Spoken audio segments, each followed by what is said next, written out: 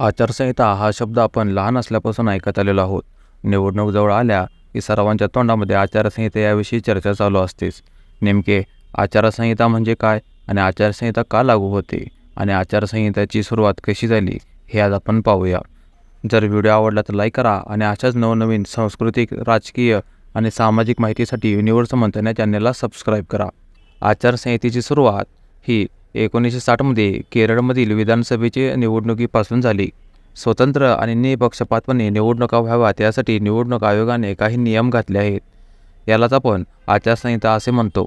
निवडणुकीचा प्रचार, मतदान आणि मतमोजणी सुव्यवस्थित, स्वच्छ आणि शांततेत पार पाडणे आणि सत्ताधारी पक्षाकडून राज्य यंत्रणा आणि आर्थिक गैरव्यवहार रोखणे हे याचे उद्दिष्ट आहे. एखाद्या उमेदवाराने किंवा राजकीय पक्षाने आचारसंहितेचे उल्लंघन केले तर निवडणूक आयोगाच्या नियमानुसार कारवाई केली जाऊ शकते. निवडणुकीत सहभागी होणाऱ्या सगळ्या पक्षांनी आणि उमेदवारांनी ही आचारसंहिता पाळणे अनिवार्य आहे. सरकारी यंत्रणेचा गैरवापर रोखणे आणि निवडणूक प्रक्रिया सुरळीत आणि पारदर्शकपणे पार पाडणे हा आचारसंहितेचा उद्देश आहे. आचारसंहिता मोडणाऱ्या उमेदवाराला निवडणूक लढवण्यास बंदी घातली जाऊ शकते आणि जर फार गंभीर गोष्ट असेल तर कायदेशीर गुन्हा देखील केला जातो आणि जेलमधील शिक्षेची तरतूद देखील आहे. राजकीय पक्ष आणि नेत्यांसाठी तसेच भारतीय नागरिकांना आचारसंहितेचे नियम काय आहेत ते आज आपण पाहूया.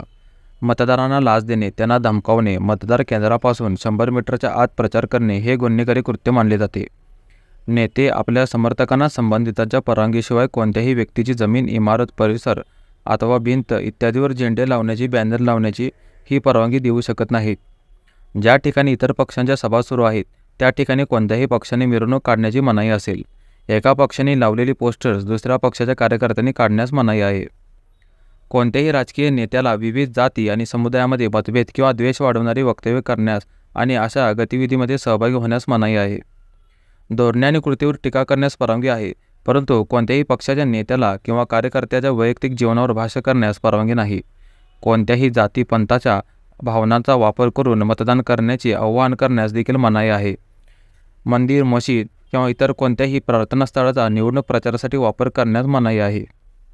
मतदार वगळता निवडणूक आयोगाचा वैध पास नसलेल्या कोणत्याही व्यक्तीने मतदान केंद्रात प्रवेश करू नये. कोणत्याही राजकीय पक्षाच्या किंवा उमेदवाराच्या घरासमोर आंदोलन व धरणे करण्यास मनाई असेल. राजकीय पक्ष आणि उमेदवारांनी त्यांच्या समर्थकांनी इतर पक्षांच्या सभा किंवा मिरवणुकीत अडथळे निर्माण करणार नाहीत किंवा त्यांना अडथळे आणण्याचा प्रयत्न करणार नाहीत याची काळजी घ्यावी. आदर्श आचारसंहितेनुसार मंत्री आणि इतर सरकारी अधिकारी कोणत्याही स्वरूपात आर्थिक अनुदान जाहीर करू शकत नाहीत. सत्तेत असलेल्या पक्षाला आपल्या बाजूने मतदारावर प्रभाव टाकणारा कोणताही प्रकल्प किंवा योजना जाहीर करता येणार नाहीत. जनतेचा पैसा कोणत्याही विशिष्ट राजकीय पक्षाला किंवा नेत्याचा फायदा होईल अशा कामासाठी वापरण्याची परवानगी नाही. आचारसंहिता लागू झाल्यानंतर मंत्र्यांना प्रचारासाठी अधिकृत यंत्रणा वापरता येणार नाही. सरकारी वाहने, सरकारी विमान किंवा सरकारी बंगला निवडणूक प्रचारासाठी वापरता येणार नाही. कोणत्याही निवडणूक रॅलीत धर्माच्या, जातीच्या नावावर मते मागितली जाणार नाहीत. निवडणुकीशी प्रत्यक्ष किंवा अप्रत्यक्षपणे संबंधित सर्व अधिकारी यांच्या बदल्या आणि नियुक्तीवर पूर्ण बंदी असेल. कोणत्याही अधिकाऱ्याची बदली किंवा नियुक्ती आवश्यक वाटल्यास आयोगाची पूर्वपरवानगी घ्यावी लागेल.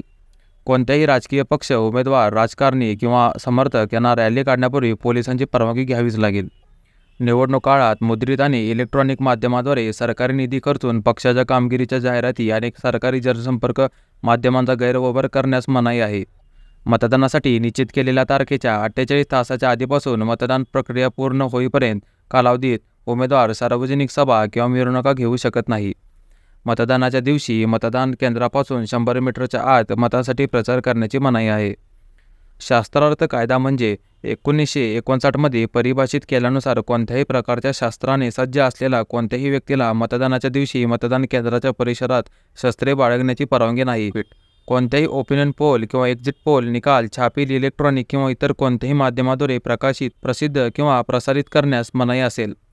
रात्री 10 ते सकाळी 6च्या दरम्यान लाऊडस्पीकर वापरता येणार नाही. तसेच सकाळी 6च्या आधी आणि रात्री 10 नंतर सार्वजनिक सभा घेता येणार नाही. जर व्हिडिओ आवडला तर लाईक करा आणि अशाच नवनवीन माहितीसाठी युनिव्हर्स मंथन चॅनलला सबस्क्राईब करा.